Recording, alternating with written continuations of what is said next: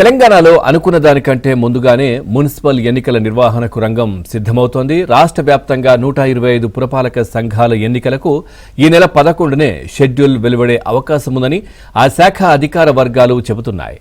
ఓటర్ల జాబితాలు సహా ఎన్నికల ప్రక్రియకు సంబంధించి సర్వం సిద్ధం చేసుకున్నట్లు వెల్లడిస్తున్నాయి. ఇక సంక్రాంతి పండుగ తర్వాత మున్సిపల్ ఎన్నికల ప్రకటన వెలువడే అవకాశం ఉందని, ఫిబ్రవరి 2వ వారంలోపు ఎన్నికలు పూర్తవుతాయని తొలుత ప్రచారం జరిగింది.